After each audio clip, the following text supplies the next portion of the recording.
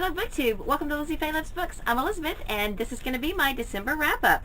In this video I'm just going to talk about what I read in December. Hopefully in the near future I will do a video that will kind of show my year in review and kind of summarize what I read and how much I read and that type of thing for 2016, as well as maybe talk about a few of my favorites from the year. But for now, I just want to talk about what I read in December. I finished 18 books, and before you get too excited about that, 7 of them were children's or middle grade, and also books that were tiny or books that were short. So that increased my number, but I also finished a couple of big chunkers in the mix as well, so it kind of balanced out.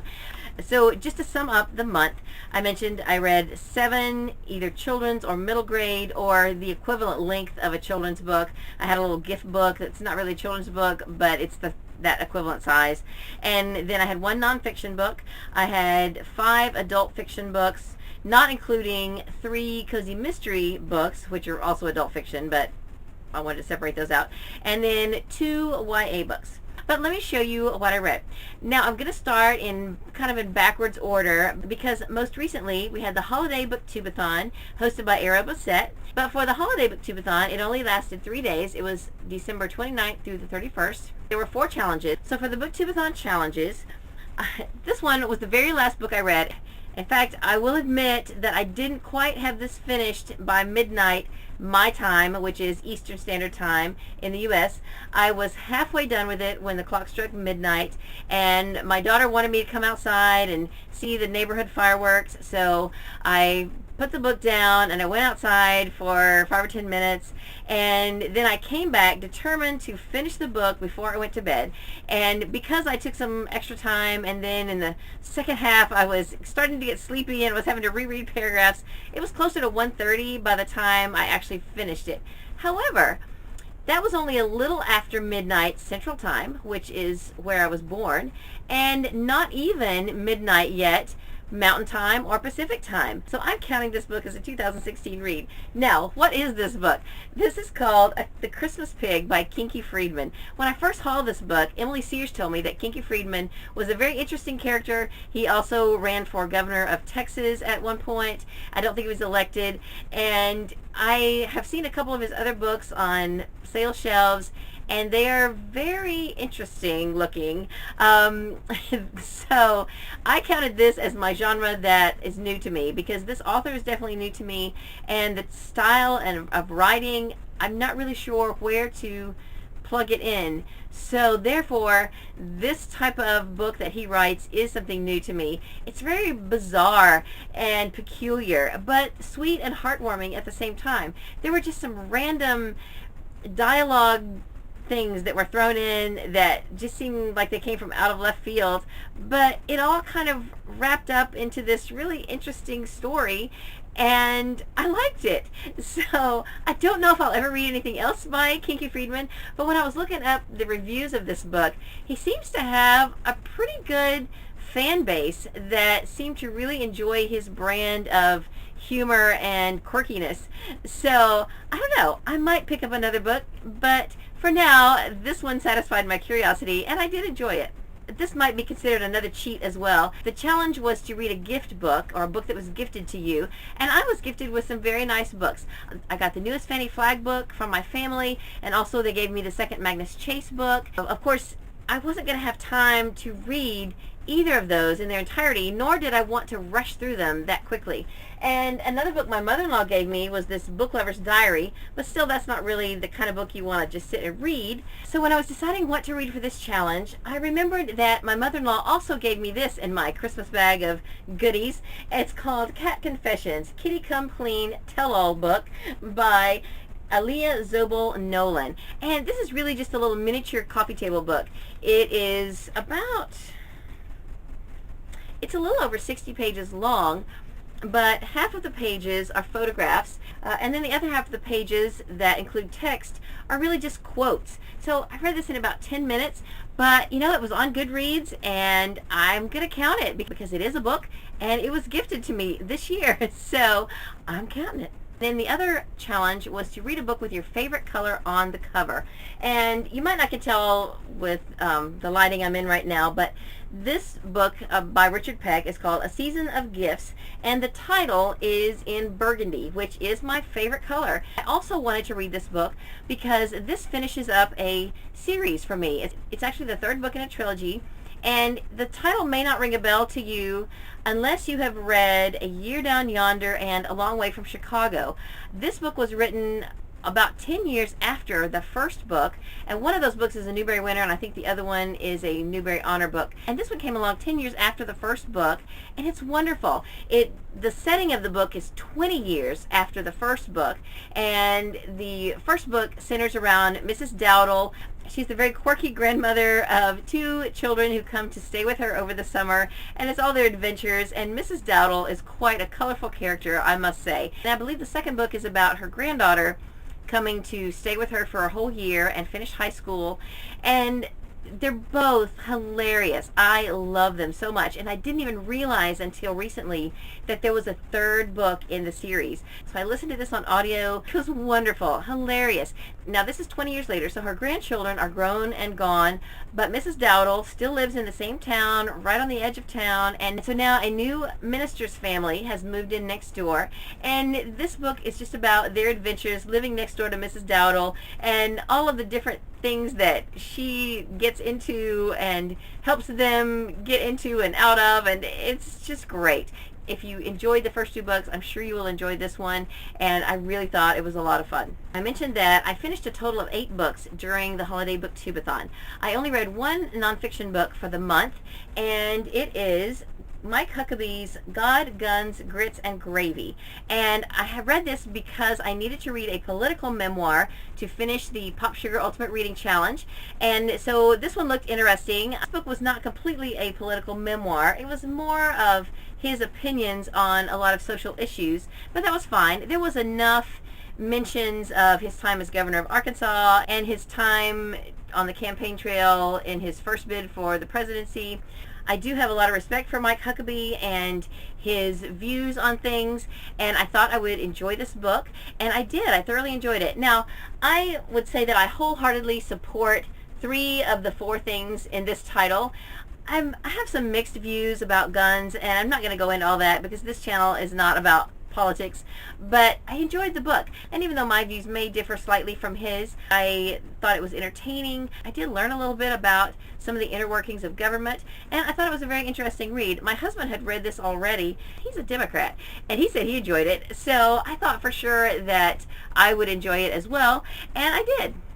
Now, I mentioned that Season of Gifts finished a series for me. I also had 2 other books that I finished during the Holiday Booktubeathon that finished series for me. This one by Janet Dailey is called Santa in Montana. This is the 11th book in the Calder saga.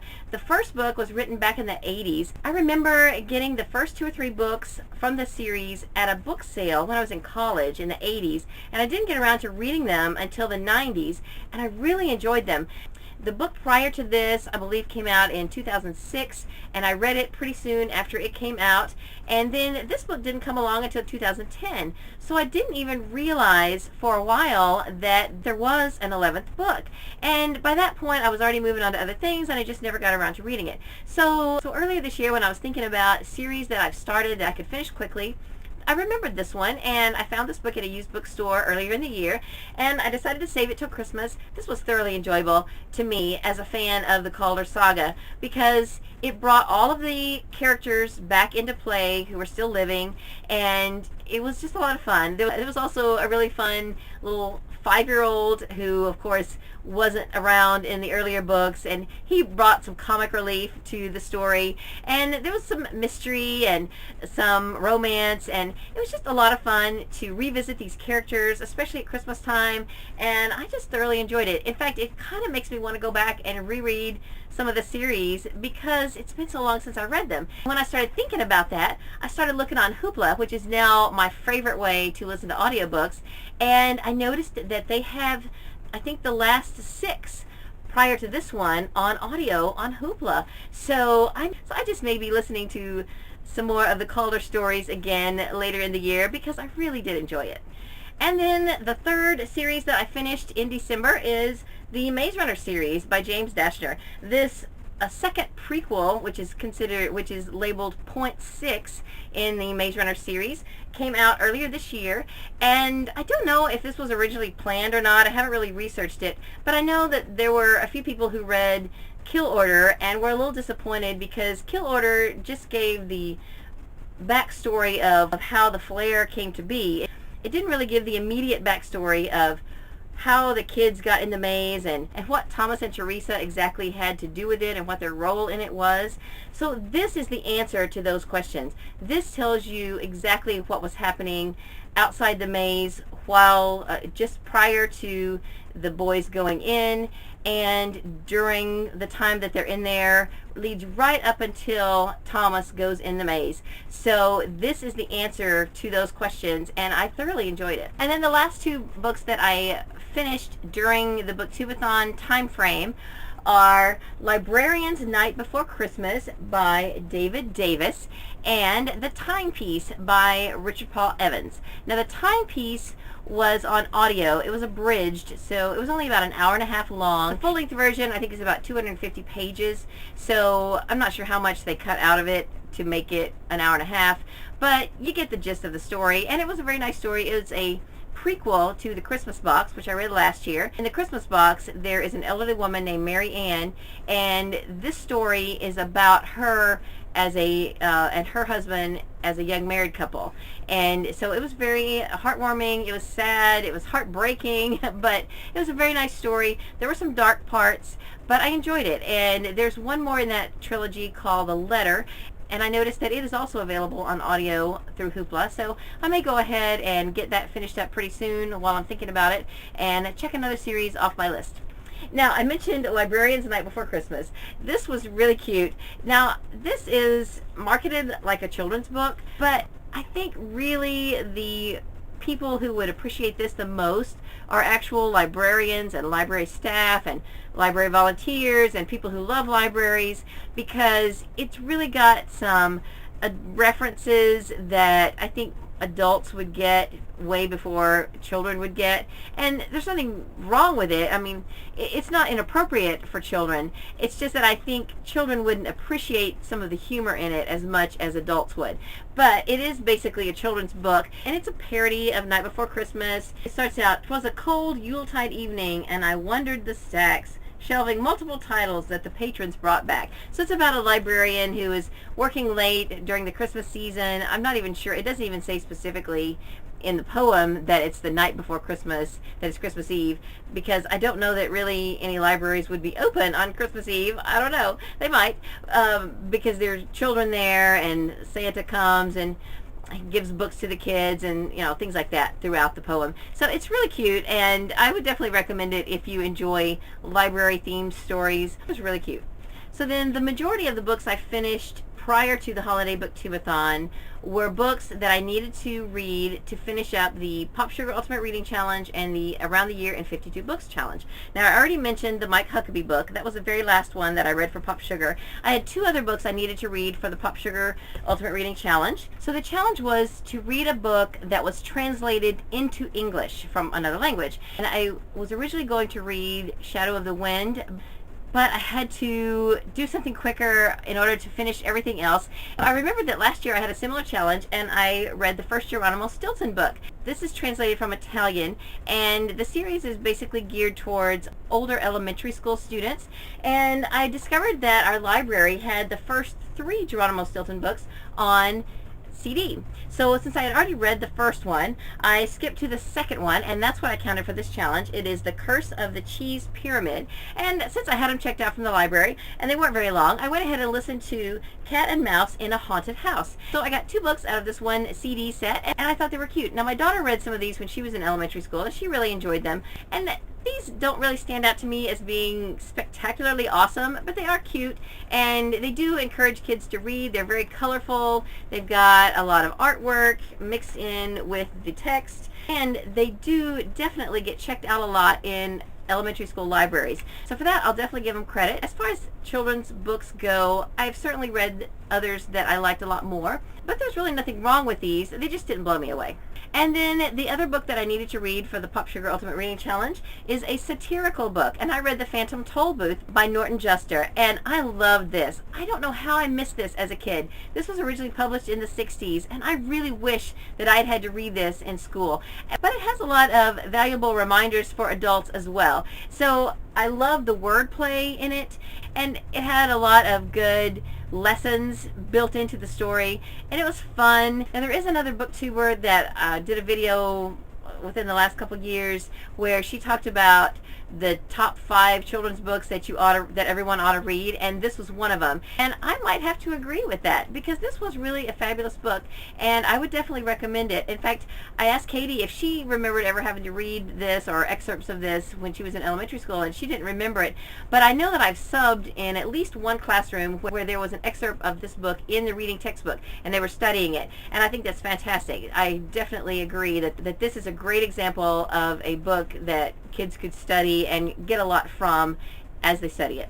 Alright, now I read 6 books that completed challenges in the Around the Year in 52 Books challenge. I've already done a couple of videos wrapping up and showing you what I read for all of those challenges, but I'll just show you the books really quick that I read in December. I read Faith by Lori Copeland.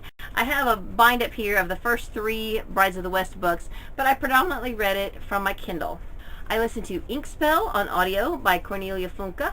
It's the 2nd book in the Inkwell series. I listened to The Mammoth Hunters by Jean M. Auel, and this is the 3rd book in the Earth's Children series. And then I had 3 cozy mysteries that each met different challenges. I read The Great Turkey Caper in ebook form on my Kindle by Madison Johns. I listened to A Deadly Grind by Victoria Hamilton on my phone through Hoopla, and this is the 1st book in the Vintage Kitchen Mystery series. And then I read in print form So Deadly by Elizabeth Lynn Casey. This is the 1st book in the Southern Sewing Circle Mystery Series. And then one last little short audiobook that lasted about an hour. It was a children's book that I listened to on my phone through Hoopla, and it was by Louisa May Alcott. It is a children's book that contains 2 short stories. One is called The Christmas Dream. I believe the other one is called Rosa's Tale. And I remember talking about most of those books in previous Friday Reads videos during the month of December. So be sure to check that out if you'd like to know a little bit more about those books.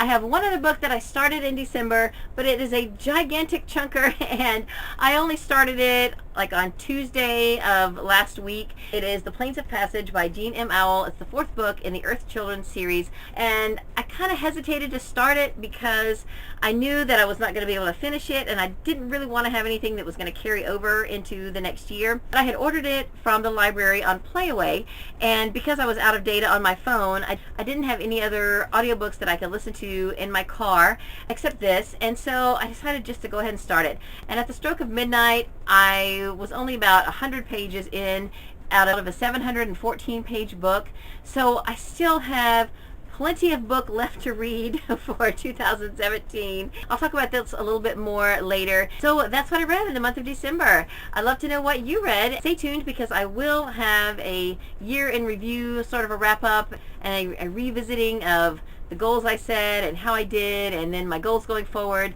You know, that's pretty standard on BookTube. That's what everybody's doing right now, and I'm thoroughly enjoying watching those videos. So, of course, I've got to throw mine in there as well. So be on the lookout for that. Meanwhile, I hope you're having a great day. Read a good book. Happy New Year, and God bless you.